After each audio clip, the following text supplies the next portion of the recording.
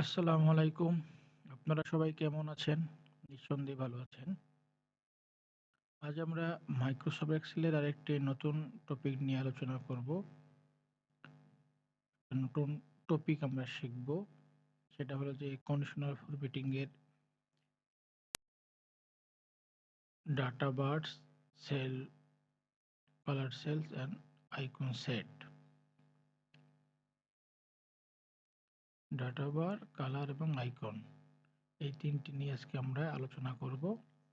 তো আমরা আগে আমাদের নির্দিষ্ট এরিয়া সেট করে নিই।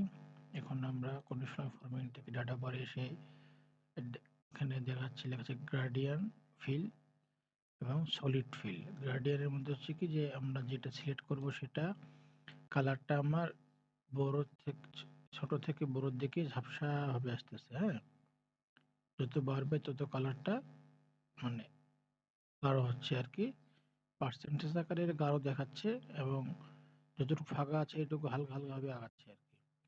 যদি আমরা এখানে 100 দিয়ে দিই তাহলে এটা ফুল হয়ে গেছে, কিন্তু সর্বশেষটা একটু হালকা দেখাচ্ছে। এটা হচ্ছে গার্ডিয়ানের নিজস্ব ফরম্যাটিং।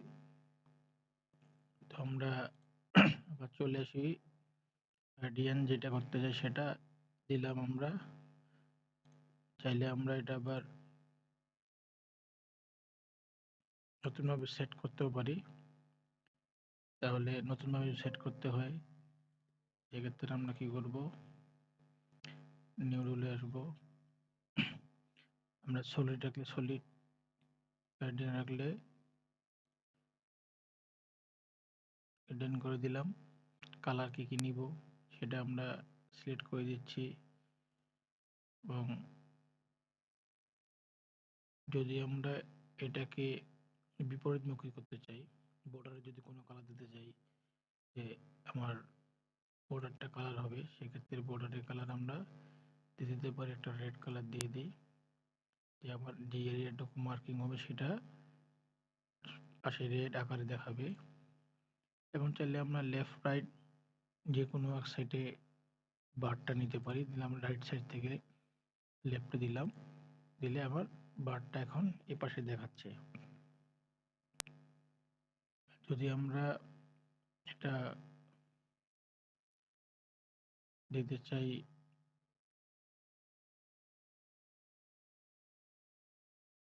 গার্ডিয়ানে থাক, গ্রেডিয়েন্ট গ্রেডিয়েন্ট থাক, কালার সেল দিলাম এটা।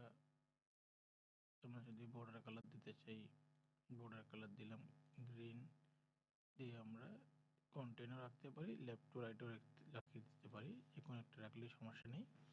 এখন আমাদের যে কালার ফিলটা হচ্ছে, ফিলের মধ্যে দেখা যাচ্ছে যে সাইড দিয়ে একটা গ্রিন কালার বর্ডার এরিয়া পড়ে গেছে।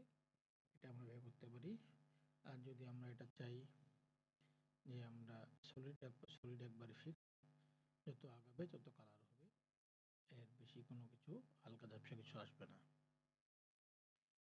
এবার আমরা সেই কালার সেলস, কালার স্কেলের মধ্যে কি আছে, কালার স্কেল আসে। কালার স্কেলের মধ্যে কি আছে যে এখানে যখন আমরা সিলেক্ট করতে যাচ্ছি, সে বলতেছে প্রথম লেখা আছে গ্রিন, তারপরে ইয়েলো, তারপরে রেড, তারপরে বলতেছে যেটা ভ্যালু সবচাইতে বেশি হবে এই ভ্যালুগুলো পার্সেন্ট আকারে, সেটা সে গ্রিন আকারে দেখাবে। সবচাইতে যেটা ছোট সেটা রেড আকারে দেখাবে, এবং যেগুলো মাঝামাঝি আছে সেগুলো সে ইয়েলো আকারে দেখাবে।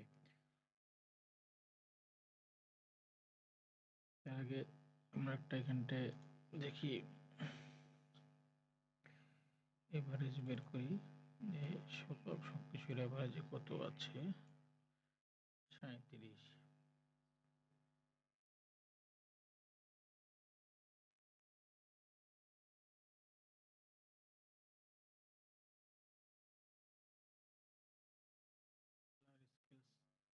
এভাবে কাজ করে আমি যেটা দেখতে যাচ্ছি সেটাকে সে বলতেছে এটা সবথেকে বেশির দিকে থাকবে, মাঝামাঝির উপরে সেটা হবে ব্লু কালার, যেটা নিচে হবে সেটা রেড কালার, যেটা মাঝামাঝি আছে সেটা হচ্ছে হোয়াইট কালার।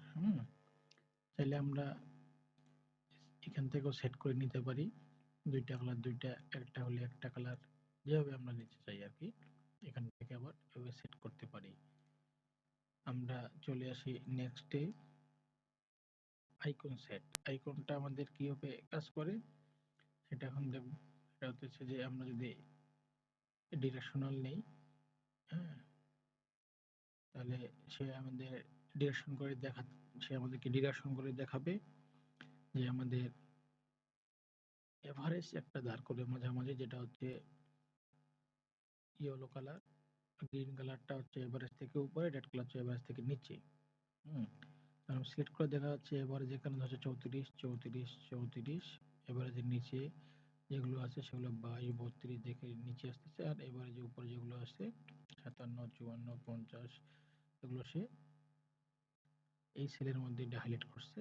এই সেলের মধ্যে এভারেজ করছে 35, এই সেলের মধ্যে 34 আছে, এই সেলের মধ্যে 35 আছে এভারেজ। এইভাবে সে ডিরেকশন দেখে দেয়। যদি আমরা এটাকে নিজের মতো করে সেট করতে চাই, এই ডিরেকশনে দিলে ট্রায়াঙ্গেল গুলো একই ফরম্যাটে দেখাচ্ছে, ডিরেকশন আকারে সে এরো চিহ্ন দেখা দিবে এভারেজের উপর এবং নিচে। যদি আমরা শেপ নেই, শেপেও সে বলতেছে যে গ্রিন কালারটা হচ্ছে উপরে, ইয়েলো কালারটা হচ্ছে মিডিল পর্যায়ে, এবং রেড কালারটা হচ্ছে একবারে নিচের গুলো।